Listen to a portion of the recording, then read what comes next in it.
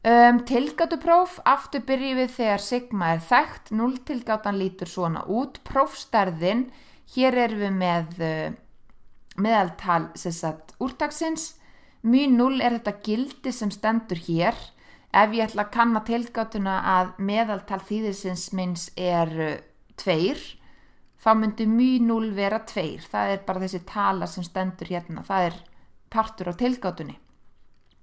Nú svo deilum við með sigma og yfir rótinni af n, þar sem n stærðin á úrtakinu. En 0 tilgátan sönn, fylgir prófstærðin stöðluðu normaldreifingunni.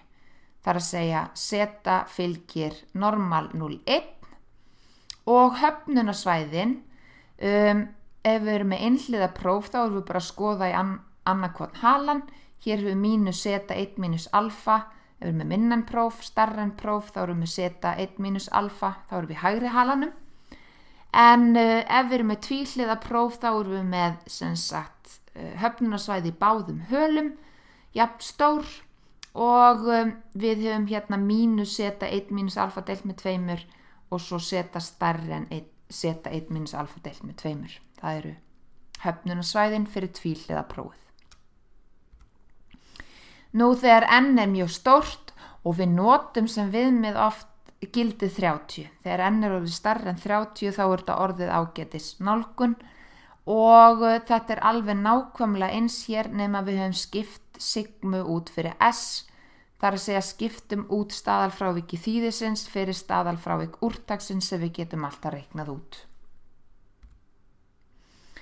Nú hvað ef við höfum ekki mikinn fjölda mælinga? Það oft svo að nú ef meðaltöl fylgja normaldreifingu, ef upprunalegu mælingarnar sem þau byggja á fylgja normaldreifingu. Og í þeim tilvikum getum við smíðað öryggisspil og tilgátupróf með svipuðum hætti. En ef það svo að þá erum við með töluverða óvissu í matinu á staðalskekkjunni, þar að segja s yfir rótin af n getur orðið talsvert frábrugðið sigma yfir kvadratrótin af n. En ef það svo, ef við getum gert ráð fyrir að upprunalegu mælingarnar fylgi normaldreifingu, ef við erum með fáa mælingar, þá getum við samt gert smíðað öryggisspil, framkvæmt tilgátupróf og svipaðan hátt og áður, nema nú mun prófstærðin okkar ekki lengur fylgja stöðluðu normaldreifingunni, heldur fylgja t-dreifingu með n-1 frígráðu.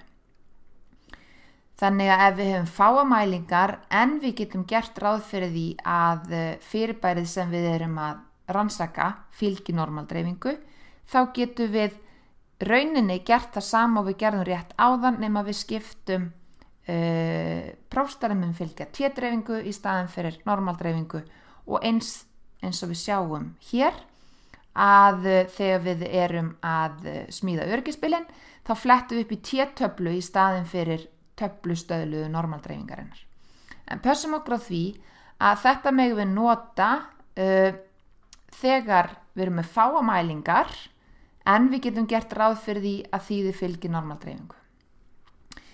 Þegar n stórt að þá skiptir í rauninni ekki miklu máli hvort við notum þessa hérna jöfnu eða sem við sáum hérna áðan þessa hér, af því að þessi gildi úr stöðluðu normaldreifingunni og t-dreifingunni eru orðin mjög svipuð. Nú hér höfum við jöfnunar aftur sama form nema hér höfum við t-dreifinguna í staðinn fyrir zeta-dreifinguna og öryggisspilið getum við skrifað á eftirfarandi hátt. Tilgátuprófið eins og myndist á, prófstærðin fylgir ekki lengur stöðluðu normaldreifingunni, heldur fylgir hún t-dreifingunni og þetta fáar mælingar og normaldreift þýði, þá getum við nota þetta. Og sama ef n stórt, þá kemur þetta út á nánast sama eins út og ef við notum jöfnunar sem við sáum hér áðan, því að þessi gildi hérna sem við flettum upp í stöðluðu normaldreifingunni er orðin nánastu sömu og þau sem við myndum fletta upp í t-dreifingunni. Hér er lítið dæmi, Helgi er að rannsaka greindarvísitölu ákveðnar apategundar. Hún mældi greindarvísitöluna í 15 öpum með sérstöku apagreindarvísitöluprófi og hún reyndist vera 120 stig að meðaltali. Staðalfrávikið var 12 stig. Við getum gert ráð fyrir að greindarvísitala fylgi normaldreifingu.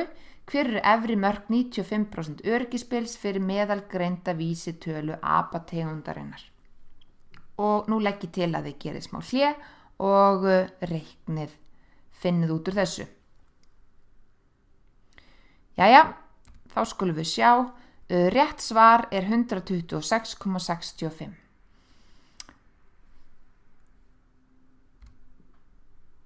Þá höfum við lokið við fyrsta hlutan í umfjöllunum ályktanir meðaltal og ég þakka áheyrnina. Takk fyrir, bless bless.